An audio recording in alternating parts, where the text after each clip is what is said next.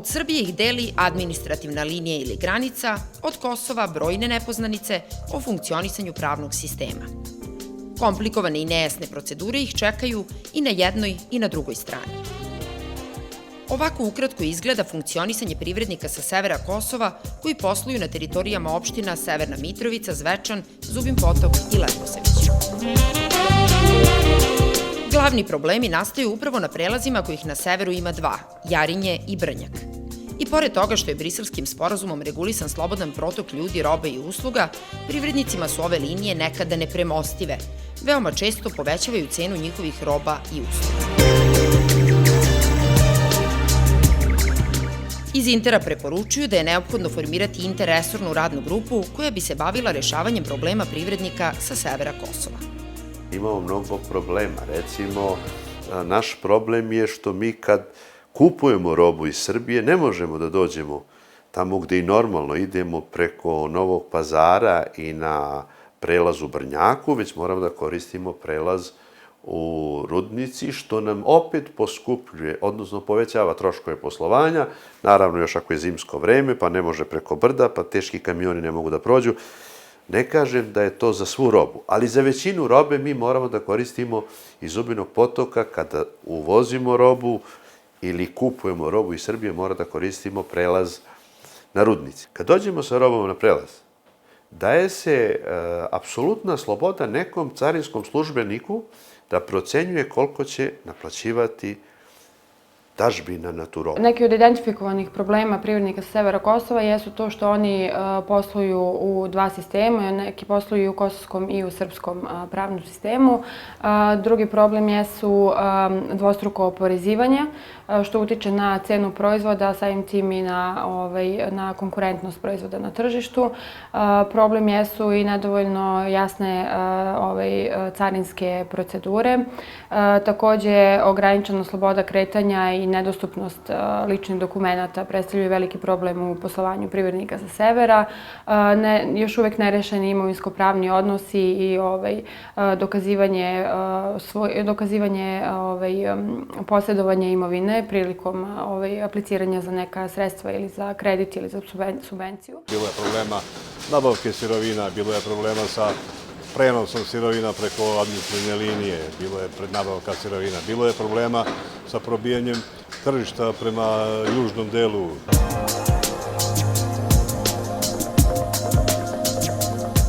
Neophodno je raditi na vladavini prava i kreiranju bezbednog, politički stabilnog i investiciono sigurnog pravnog okruženja, ne samo u opštinama na severu, već i na celom Kosovu.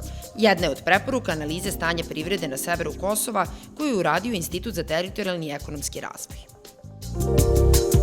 Najbitnije je pre svega stvaranje osjećaja sigurnosti za ljude i za kapital. Znači, stvaranje jednog bezbednog okruženja s jedne strane, sa druge strane povoljno poslovnog okruženja.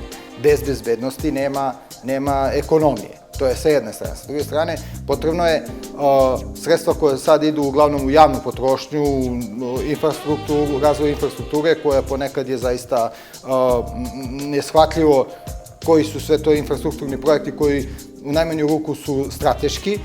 Da li ta sredstva mogu da se preorijentišu više da budu orijentisana ka razvoju ekonomije i ka kreditiranju potencijalnih preduzetnika?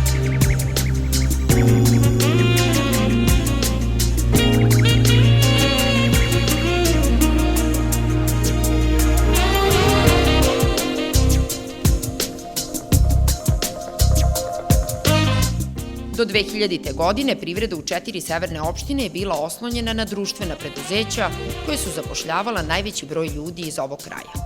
Njihova sudbina je prešla u nadležnost misije Ujedinjenih nacija na Kosovu, koja je iste prenela na Kosovsku agenciju za privatizaciju. Imovinsko-pravni odnosi su neki od problema sa kojima se suočavaju ova preduzeća. Ostaje i otvoreno pitanje da li će ponovo moći da budu pokretači privrednog razvoja severa Kosova. Ja nisam optimista u tom smislu kad gledamo rezultate privatizacije svuda u regionu, ne samo na Kosovu, ne i u Srbiji, već i u Hrvatskoj, u Bosni i Crnoj Gori. Veliki deo tih preduzeća koji su privatizovana Ona nisu uspela da ponovo dožive svoj stari sjaj, nisu uspeli da značajnije zaposle veliki broj ljudi, tako da postoji mogućnost, naravno, neki od njih da ponovo dođu u neku funkciju, ali velika je verovatnoća da mnogi od tih fabrika više nikada neće proraditi.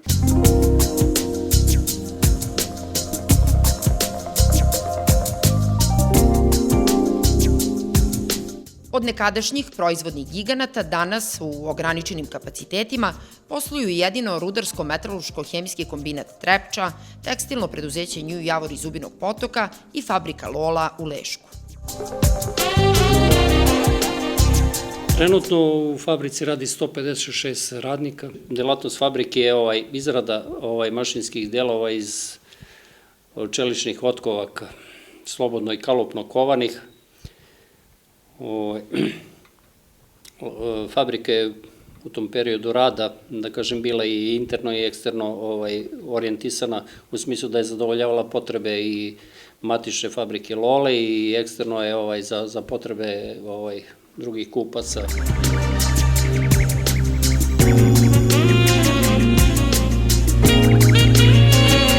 Potpisivanje Briselskog sporazuma 2013. godine donelo je značajne promene i u poslovanju privrednih subjekata na severu Kosova, pre svega u procesu registracije preduzeća kod kosovskih institucija i poslovanju u okviru ovog zakonodavstva.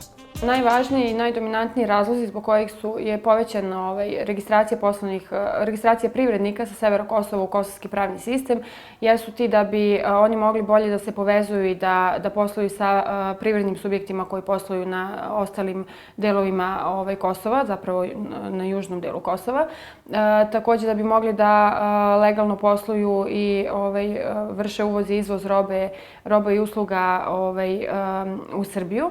I takođe razlozi su korišćenje donatorskih bespovratnih sredstava, a neki od razloga su i jedan od razloga jeste i učešće na tenderima koje raspisuju lokalne samouprave na severu Kosova. Prema Interovom istraživanju, najzastupljenija delatnost u opštinama na severu Kosova je trgovina na veliko i malo, što čini 40,4% od ukupno registrovanih subjekata. Druga po zastupljenosti je poljoprivreda udelom od 18,6% u ukupnoj privrednoj aktivnosti. Potom slede prerađivačka industrija sa 372 registrovana preduzeća i građevinarstvo 202 preduzeća, odnosno 6,4%. I pored brojnih prepreka u poslovanju u opštinama na severu ima primjera uspešnih preduzetnika. Zapošljenih, što se tiče inženjerske struke, imamo dosta, imamo 6-7 inženjera koji su stalno zapošljeni, a što se tiče nekvalifikovane radne snage i kvalifikovane radne snage koje je trenutno na gradilištima zavisi od obima posla, koje angažujemo po ugovoru ljude.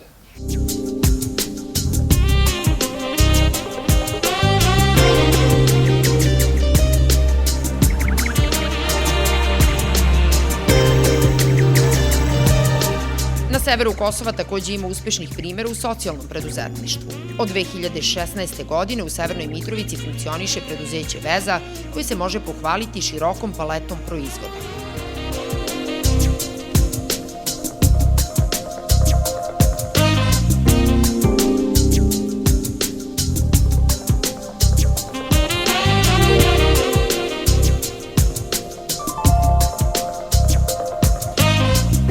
Krenuli smo od pomagala za osobe sa invaliditetom, sitnije stvari koje smo usredsredili da učinimo svakodnevni život osoba sa invaliditetom lakši. A nakon toga jeste krenuo taj neki razvojni put, pa smo, kao što si ti napomenula, od novogodišnjih ukrasa, pa znači sada već pravimo neke ozbiljnije stvari, radimo sa punim drvetom, u početku smo radili samo sa tim, da kažem, drvenim pločama, drvenim listovima, šper pločama, lesomal pločama. Tako da, eto, da kažem da smo unapredili proizvodnju u svakom smislu.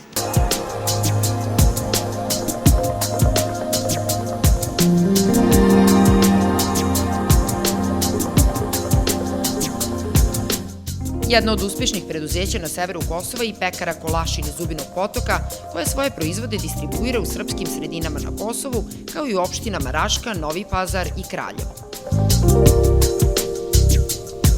U pekari se proizvodi od hleba do svih vrsta peciva. Znači, osnove taj hleb, 500 gramski hleb tip Sava, poznat u pekarstvu, zatim su tu sve vrste specijalnih hlebova i sve vrste belih peciva, kao i, kako se zove, ovih licatih testa. Znači, pekara ima oko 80 vrsta proizvoda.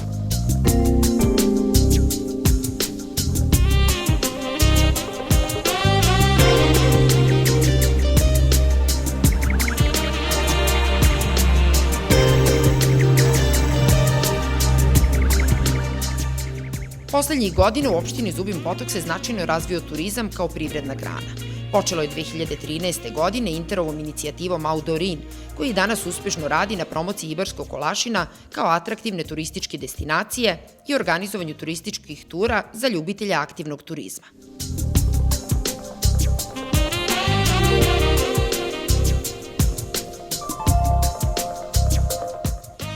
Zahvaljujući ovoj inicijativi, na hiljade ljudi posećuje Ibarski Kolašin, a pažnju turistima naročito privlači jedinstvena adrenalinska atrakcija Via Ferrata Bering.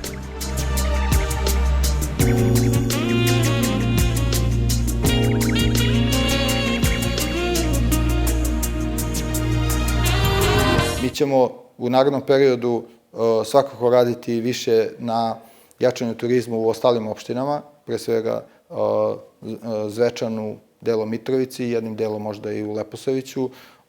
Svakako, kroz te neke naše inicijative pokušavamo da stavimo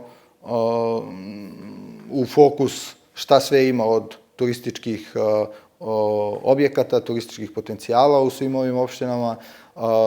Dosta toga smo radili u 2017. u promociji severa Kosova kao turističke destinacije, svakako ćemo nastaviti i u narednom periodu. Poljoprivreda je takođe prepoznata kao prioritetna delatnost u opštinama na severu Kosova. Sve više ljudi obnavlja svoja poljoprivredna gazdinstva, pravi nove zasade i pokreće plasteničku proizvodnju. Interova analiza takođe prepoznaje poljoprivredu kao značajnu delatnost na severu Kosova i ukazuje na pogrešan trend kojim se poljoprivredna gazdinstva registruju u kosovski pravni sistem kao preduzeća, što se dešava usled loše informisanosti poljoprivrednika.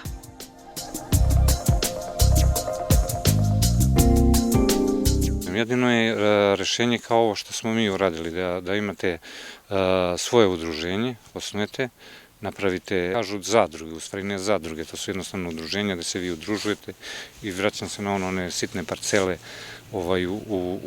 ukrupnite i onda imate količinu, imate potencijal. Sve ovako dok ste sitni, onda niste interesantni i onda može s vama da manipulišu i hladnjačari i bilo koji da vrši ucenu. Već kad imate količinu, onda ste konkretno konkurentni na tržištu i što između sebe postoji saradnja.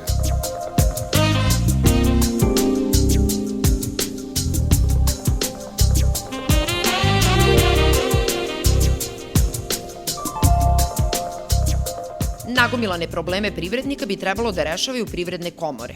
Briselski sporazum i berlinski proces su otvorili prostor za saradnju privrednih komora Kosova i Srbije, koje poslednjih godina imaju sve više zajedničkih aktivnosti.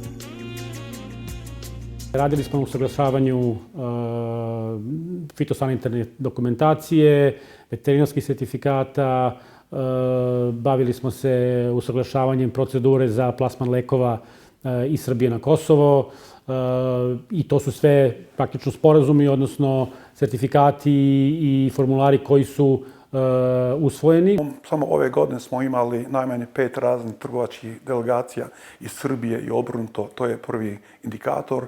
Sama činjenica da smo imali zajedničke sajmove, bilo u Beogradu, bilo u Novom Sadu, bilo u Prištini, to je drugi pokazatelj. A možda bi bio dobro spomenuti da u 2 zadnja sajma koji su bili održani u Prištini, možete zamisliti svečan otvaranje tog sajma je uradio predsjednik Komore Srbije, gospodin Čadež.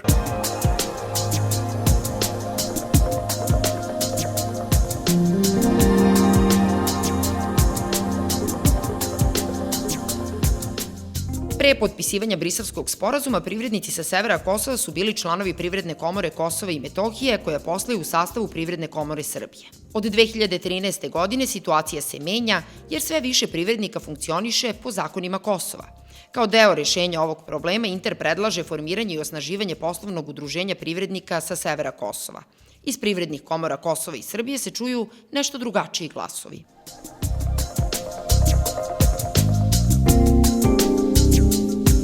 Kao komora mi već par godina tražimo podršku od institucija, bilo ovdje, bilo donatora, da otvaramo regionalnu komoru sjeverni dio Mitrovice, jer to bi bio upravo pravi potez. Postoji na papiru sve i možete zamisliti, na kraju smo dobili neka rješenja da tu treba da se zaposle 3-4 ljudi, treba da se unajmi prostor. Mislim da je to nikakav problem.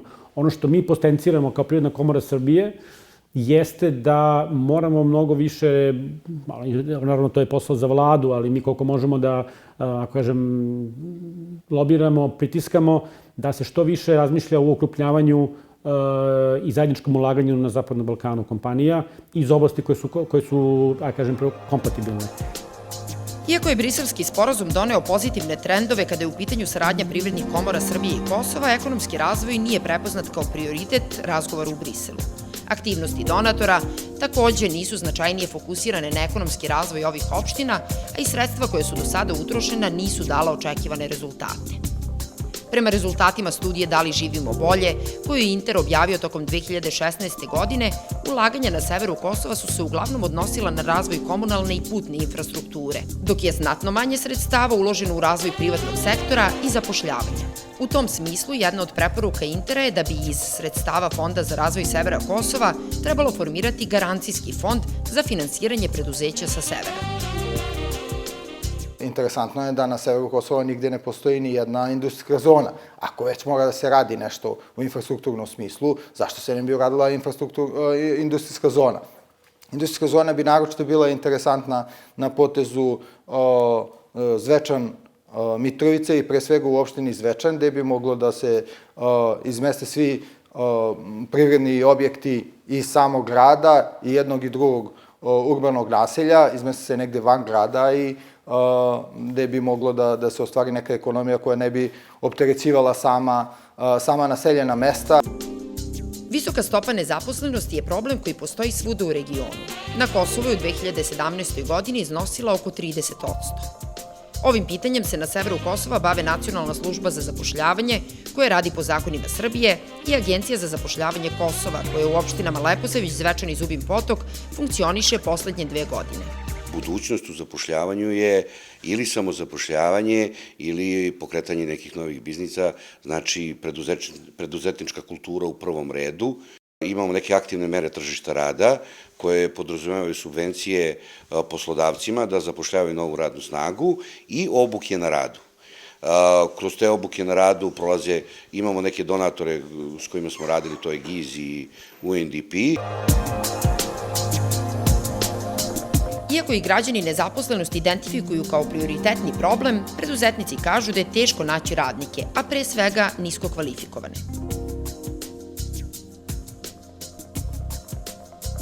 Mi se trenutno suočavamo sa velikim nedostatkom radne snage u smislu zidara, tesara, armirača i nisko kvalifikovane radne snage.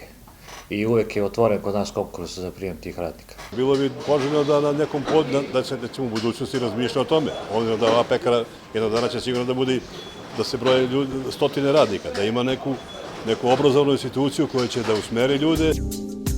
Iz tog razloga u Interu preporučuju uključivanje univerziteta u proces razvoja inovacije i preduzetništva, naročito među mladima. U preporukama se ističe da je neophodno raditi na jačanju institucija koje rade na razvoju poslovnih veština. Mislim da je najbitnije samo da se ne razmišlja o tome šta bi oni najviše želeli ili najviše voleli ili šta bi im najlakše bilo da rade, nego da rade bilo šta, pa kasnije manje više u životu dođe sve na svoje mesto i sve se nekog postavi. Ja, sem što radim ovaj posao, ajde kažem da mi je usko vezan za struku, radim i u ugostiteljstvu, radimo i te neke kao promocije, tako da na sve strane sam razrapet, tako da smatram da svi koji nemaju posao mogu da ga nađu u nekoj drugoj grani dok ne sačekaju svoju priliku i dok ne nađu ono što im odgovara. Iz Intera takođe naglašavaju neophodnost izrade strategije privrednog razvoja opština na severu Kosova u kojoj bi se definisali strateški sektori i ciljevi razvoja privrede. Severna Mitrovica i Zvečan čine jedan urbani aglomerat, tako da postoji mogućnost stvarati politike ekonomskog razvoja, privrednog razvoja za te dve opštine zajednički. Sa druge strane, opština Leposavić koja se više oslanja ka Raškoj, ka Srbiji, i opština Zubin Potok koja je negde skrajnuta na jugozapad, moraju da formiraju neke svoje autohtone politike razvoja. S jedne strane, sa druge strane, naravno, one su uzajamno vezane i za sve ostale prilike, kako na severu, tako i na Kosovu, u Srbiji i uopšte na Balkanu. Iz Instituta za teritorijalni i ekonomski razvoj ističu i potrebu da se aktivno radi na jačanju poslovne saradnje između preduzeća sa severa i ostalih delova Kosova, kao i na promociji primjera dobre prakse poslovne saradnje na međuetničkoj osnovi.